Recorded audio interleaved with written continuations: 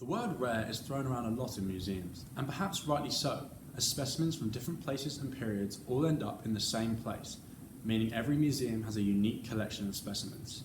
But what does it actually mean for a specimen to be rare? A quick internet search tells you that if something is rare, if it is, quote, not found in large numbers and is consequently of interest and value. Well, this description certainly applies to the Dryosaurus altus, which we proudly recognise as one of the rarest specimens in our collections. Despite being the best known member of the Dryosauridae family, most Dryosaurus altus specimens are preserved in fragments, and so fully constructed specimens are incredibly rare and are not well studied. That is, until now. Hi, my name is Ben Clark-Eden, and this is a deep dive into the Dryosaurus altus and the incredible work done on this specimen by alumni Michael Inabinett, class of 2018. This specimen is known as the Middleton Dryosaurus and was donated to the college from a private collection in 2013. As you can see, it is incredibly well preserved, and it is believed that it is possibly one of only 2 fully constructed specimens in the world. A considerable amount of the skull and the postcranial skeleton is still intact, allowing for fascinating research into a particularly understudied species. As you may know, all of the specimens on display and in our collections here at the museum are available for students and faculty's research purposes. Aware of this, Matthew took full advantage of this research opportunity, constructing his senior thesis around the postcranial anatomy of the Dryosaurus altus you see here. This video will hopefully serve as a condensed presentation of Matthew's work, which deserves to be showcased. I also feel it is relevant to point out that Matthew is somewhat of a legend around here. He worked at the Beneski throughout his time at the college and was incredibly knowledgeable in paleontology.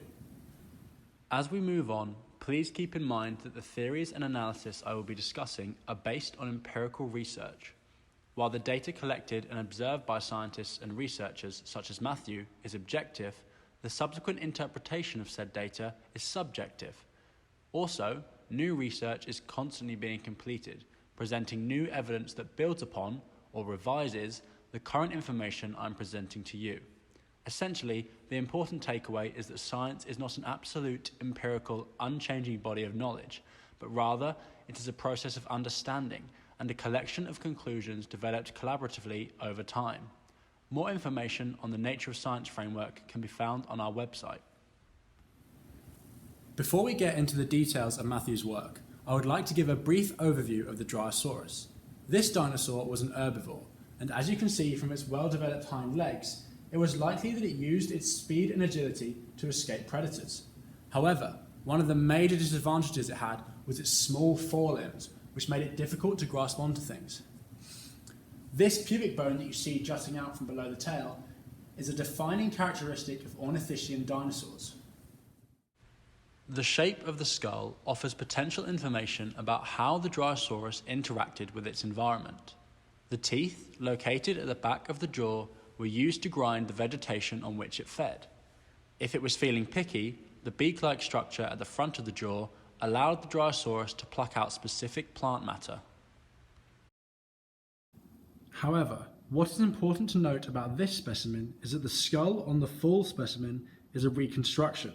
The real skull is found alongside it in a protective box. The reason for this is that this skull is incredibly fragile and incredibly rare. In fact, it is believed that it is one of the only Dryosaurus altus skulls that is this well preserved. The incredible preservation of this Dryosaurus altus specimen intrigued Matthew, who dedicated his senior thesis to studying the Dryosaurus altus.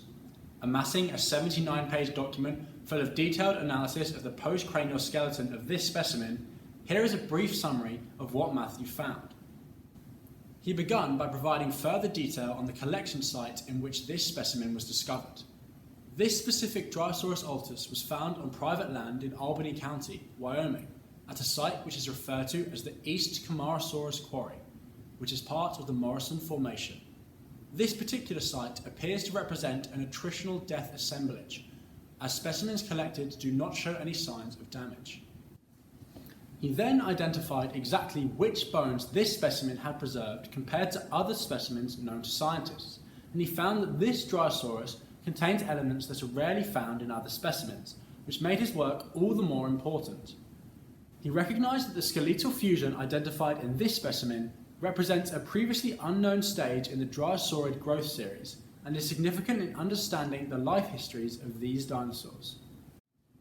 The thesis contains a lot of in-depth scientific analysis and tables and photos depicting everything Matthew wrote, which I won't get into now in the interest of time. He concluded his thesis by emphasising how his research is merely initial and that much more can potentially be examined in this specimen, especially the skull, which is incredibly well preserved. So that was a very condensed version of Matthew's work, which is now available online for public viewing. So if you're interested in the Dryosaurus altus and its scientific value, I highly encourage you to check out his senior thesis. Next time you stop by the museum, take a second to look at the Dryosaurus altus, a specimen that truly embodies the word rare.